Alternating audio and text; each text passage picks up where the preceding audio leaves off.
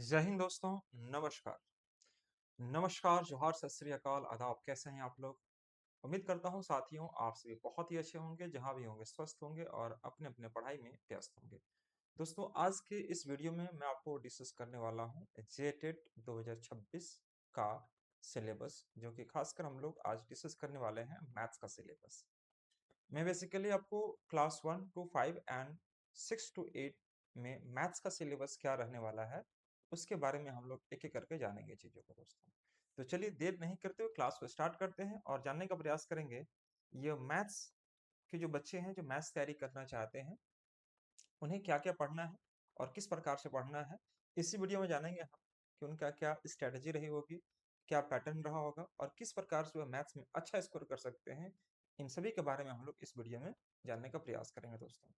तो देखिए, ये जैसे कि आप देख पा रहे होंगे जेटेड 2026 1 to 5 and 6 to 8 maths special syllabus. मैं पूरे सिलेबस को डिस्कस नहीं कर रहा हूँ, सिर्फ और सिर्फ मैथ्स का सिलेबस को मैं इस वीडियो में आज डिस्कस करने वाला हूँ। फिर इसके बाद नए वीडियो में लेकर आऊंगा, उसमें अलग टॉपिक को मैं डिस्कस कर रहा हूँ।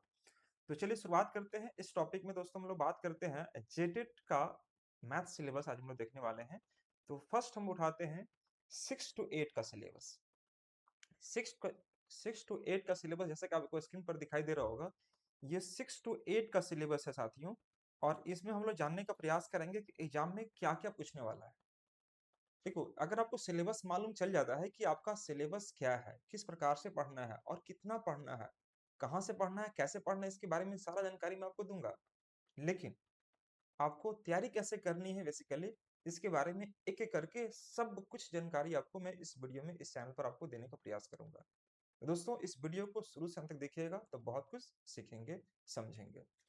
दोस्तों, अगर हम बात करते हैं यहाँ पर कि जेटेट, यानी कि आपको पता होगा दोस्तों कि पिछले 9 सालों के बाद, काफी लंबा इंतजार के बाद दोस्तों ये आपको मौका मिला है और इसमें हजारों युवाओं को एक नया अवसर प्राप्त होगा शिक्षक बनने का झारखंड में। ठीक है साथियों। तो देखो, जैसा कि आपको पता होगा कि झारखंड शिक्षक पात्रता परीक्षा हेतु पाठ्यक्रम, मतलब जेटेट इसी को बोलते हैं हम लोग। जेटेट इसी को बोलते हैं हम लोग क्या दोस्तों? तो जेटेट के नाम से हम लोग इसी को कहते हैं जेटेट। एक सेकेंड, ये जेटेट है। हम बात करते हैं इसका सिलेबस को, तो देखो इसका गणित की विषय वस्तु मतलब मैथ्स का सिलेबस क्या है मेरे भाई। तो फर्स्ट में आपको दिया है सामान्य गणित। सामान्य गणित में क्या क्या पढ़ना है? तो फर्स्ट यहाँ पर आपको दिखाई दे रहा है संख्या पद्धति, यानी कि नंबर सिस्टम आप ले सकते हैं। नंबर सिस्टम आप कह सकते हैं क्या दोस्तों? यहाँ पर नंबर सिस्टम हो जाएगा।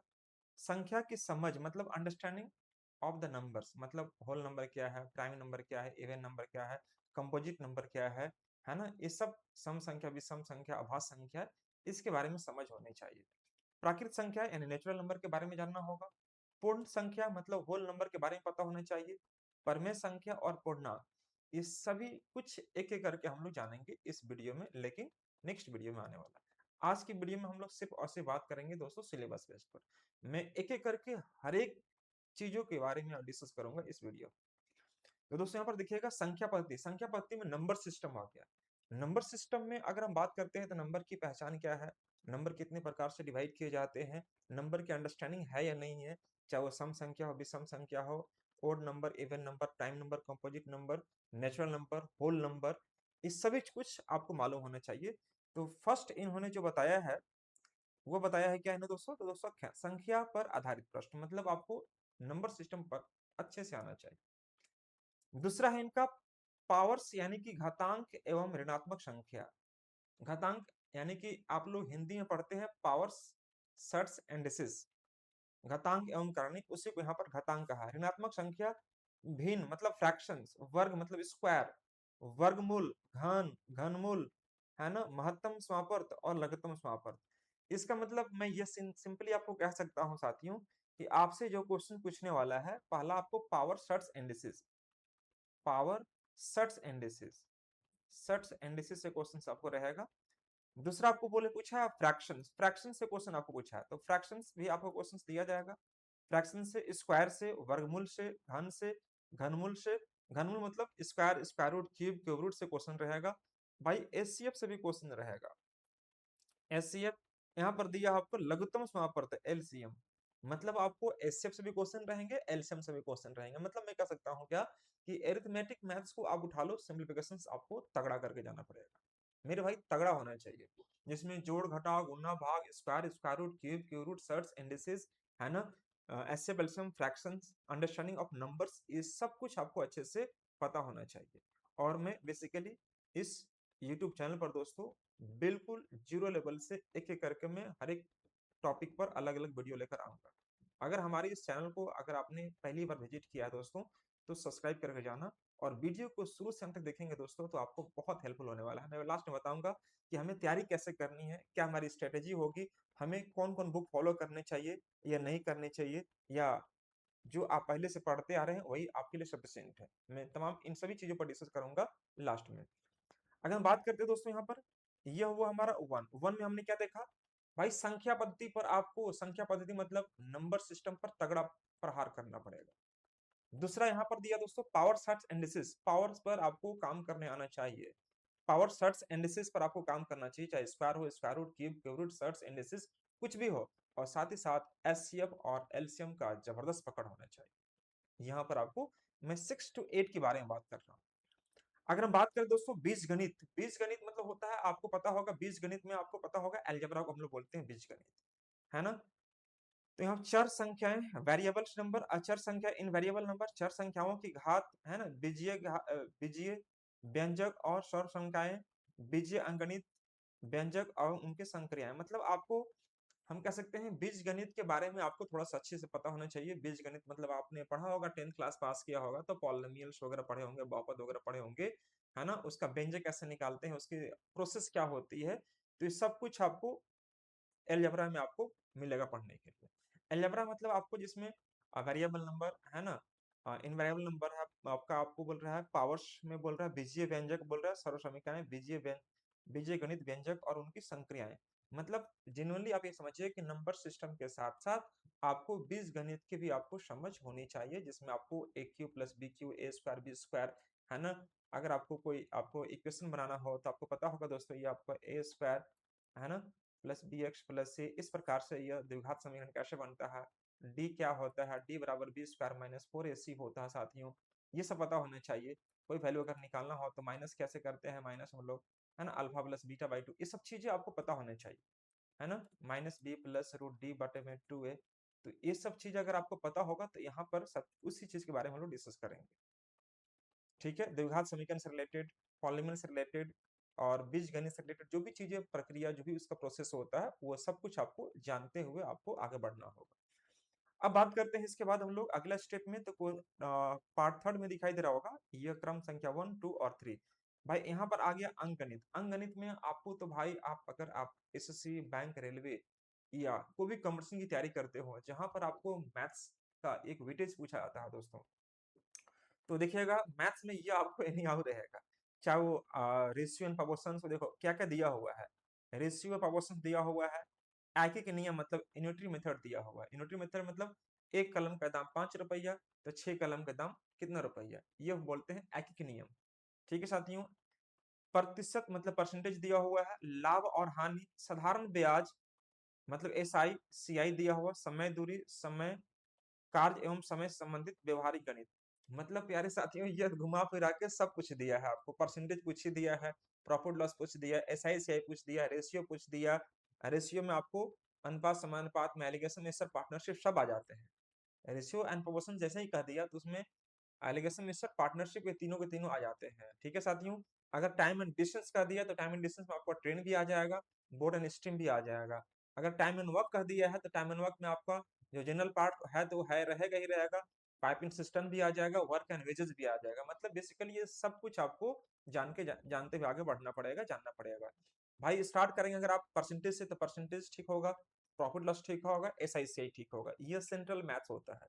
मैथमेटिक्स का अगर हम बात करते हैं अरिथमेटिक मैथ्स का, तो दोस्तों ये सेंट्रल होता है, percentage profit loss SI CI, ratio, ratio के बाद पढ़ेंगे एलिगेशन एसेट पार्टनरशिप, ठीक है, time and work, piping system, work and wages, time and distance, boat and stream, train, तो भाई सब तो पढ़िए लिए आप, बचा क्या, ये अल्टीमेटली सब कुछ पढ़ना है आपको, सब कुछ नॉलेज आपको लेकर जाना है।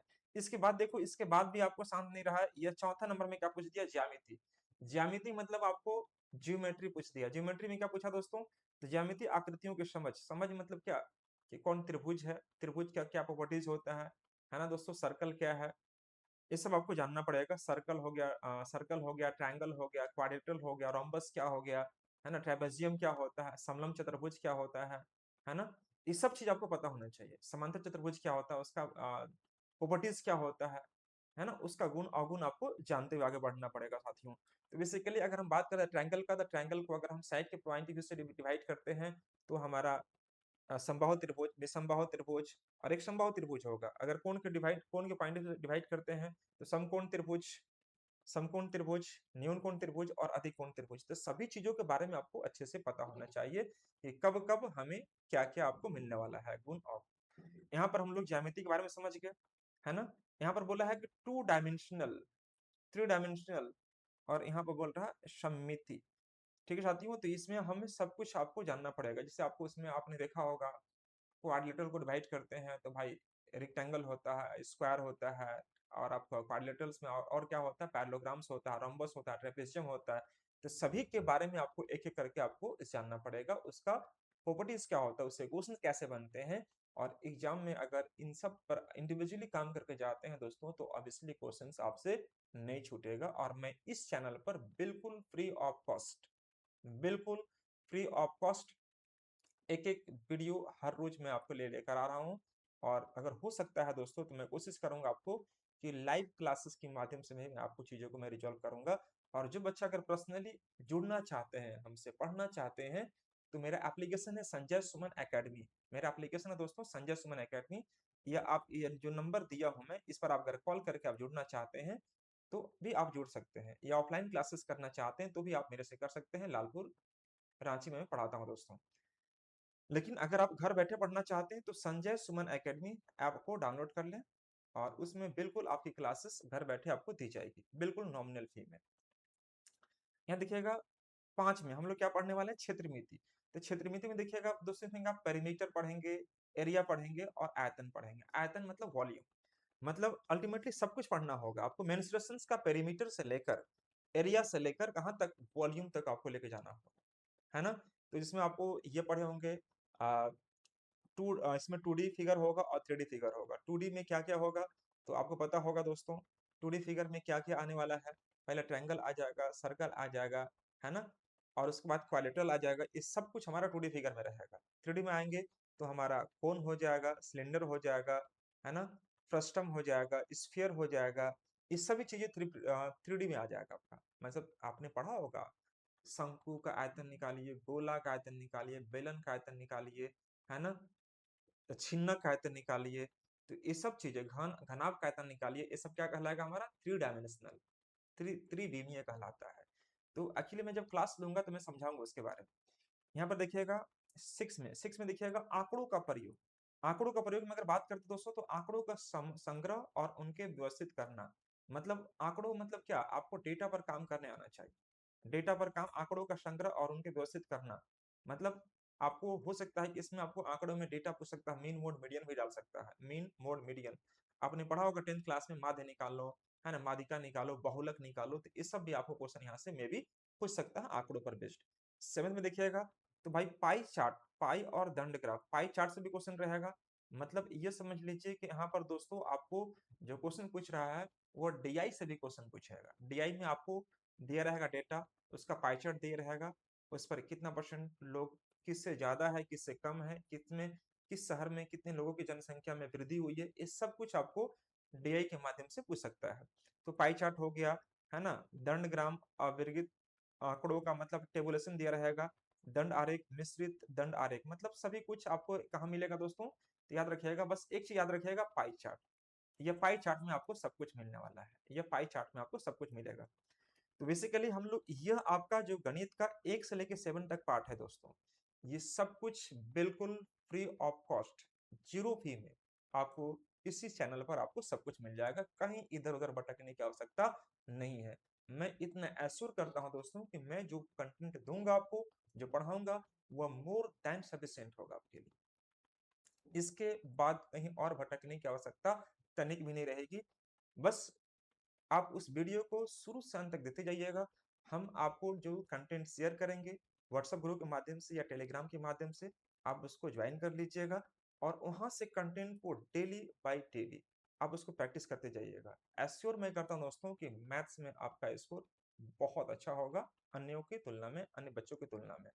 और इसके बाद अगर हम बात करें दोस्तों तो सेक्शन ख में कह रहा है, तो भाई ये मैथ्स पेडागोजी हो गया, जो कि मैथ्स पेडागोजी जो आपने बीएड किया होगा तो आपको ये पता होगा इसके बारे में। तो अगर आप ये कहेंगे तो मैं इसके भी क्लासेस आपको ले लूंगा यहाँ पर, है ना? लेकिन फिलहाल अभी मैं इसके बारे में आपको क्लास दे रहा हूँ, जो कि आपका हर एक बच्चों के लिए कॉमन है, हर एक बच्चों के लिए कॉमन है। एक चीज मैं आपको और बताना चाहूंगा, लैंग्वेज वाले टीचर्स के लिए दो ऑप्शन दिया गया है। लैंग्वेज वाले बच्चों के लिए, जो बच्चे लैंग्वेज जो टीचर लैंग्वेज का टीचर बनना चाहते हैं, उनके लिए दो ऑप्शन दिया है, या तो वे एसएसटी को चूज कर ले या मैथ्स को चूज कर ले। तो मैथ्स अगर चूज करते हैं दोस्तों तो आपका भी सिलेबस आपको यही रहने वाला है। मैथ्स का अगर सिलेबस चूज करते हैं तो मैथ्स का सिलेबस में बेसिकली आपको एवी आपको देखने को मिलेगा। ठीक है? जो बच्चे एसएसटी चूज करते हैं उसमें आपका उनका अलग सब्जेक्ट है, हिस्ट्री पॉलिटी ज्योग्राफी वगैरह। लेकिन जो बच्चे अगर जो लैंग्वेज टीचर हैं और मैथ्स को चूज करना चाहते हैं, मैथ्स और साइंस को, तो मैथ्स का जो सिलेबस रहेगा दोस्तों आपके सामने अवेलेबल है। इस प्रकार का सिलेबस आपको मैथ्स में देखने को मिलेगा। अगर मैं बात करता हूँ 1 to 5 के लिए, ये हमारा 1 to 5 के लिए है दोस्तों। तो 1 to 5 में बेसिकली ज्यादा कुछ करना नहीं है। देखो अगर 6 to 8 को अगर बेस बनाकर चलते हैं, अगर 6 to 8 की क्लास को अगर आप अच्छे से कवर कर लेते हैं 1 to 5 वाले टीचर्स जो बनना चाहते हैं, सारे टीचर्स, तो उसके उनके लिए भी मैं कहना चाहूंगा कि देखो इसमें आपको फर्स्ट में क्या पूछा गया दोस्तों, तो संख्याएं, संख्याएं एवं गणितीय संक्रियाएं, मतलब आपको नंबर्स पर पकड़ होनी चाहिए। नंबर मतलब क्या हो गया, odd number, even number, prime number, composite number, है ना, को प्राइम नंबर, ये सब आपको पता होना चाहिए। सहभाज्य संख्या क्या है ना, सम संख्या क्या है, विषम संख्या क्या है, पूर्ण संख्या क्या है, अभाज्य संख्या क्या है, ये आपसे पूछ सकता है। पूछ देगा आपसे क्या कि 1 से लेकर 100 तक अभाज्य संख्या की गिनती बताइए। तो क्या एक-एक करके गिनते चलेंगे? नहीं चलेंगे, है ना? 1 से लेकर 50 तक कुल अभाज्य संख्या एक संख्या कितनी है? अभाज्य संख्या कितनी है? प्राइम नंबर कितनी है? तो क्या आप 2 से काउंट करेंगे, फिर 3 काउंट करेंगे, इस प्रकार से काउंट करते जाएँगे? नहीं। तो एक-एक चीज़ मैं आपको बताने वाला हूँ, सब कुछ एकदम ट्रिकी बेस्ड इंपॉर्टेंट टाइप का क्वेश्चन्स आपके सामने मैं लेकर आऊँगा। आगे मैं देखता हूँ दोस्तों यहाँ पर क्वेश्चन नंबर आपको क्रम संख्या 2 में देखते हैं। तो ज्यामिति और स्थानीय समझ, स्थानिक समझ, ज्योमेट्री मतलब ज्योमेट्रिकल से रिलेटेड कुछ समझ आपको पता होना चाहिए। ज्योमेट्री में क्या-क्या पढ़ना है, तो आकृतियाँ, मतलब आकृति देख के पता होना चाहिए कि कौन ट्रायंगल है, कौन स्क्वायर है, कौन रेक्टेंगल है। कुछ आकृति, कुछ साइड, उसका साइड आपको दिया जाएगा। ठीक है साथियों? तो यहाँ तक किसी प्रकार की कोई दिक्कत नहीं होगी, आप देख लीजिएगा। ये हमारे पास दिखाई दे रहा होगा दोस्तों, लाइट चूँकि कट चुकी है और मैं ज़्यादा लंबा वीडियो नहीं बना पाऊँगा। हो सकता है तो 1 to 5 में का जो वीडियो होगा दोस्तों, वो नेक्स्ट क्लास में आपको डिस्क्लोज़ कर दूँगा, रिवील करूँगा। तो आज की क्लास मैं यहाँ पर इसको एंड करता हूँ और मिलता हूँ मैं फिर आपको अगली क्लास में। तब तक आप लोग अपना ख्याल रखें, अच्छे से रहें और मन से पढ़ाई करते रहें। Thank you so much to all of you guys.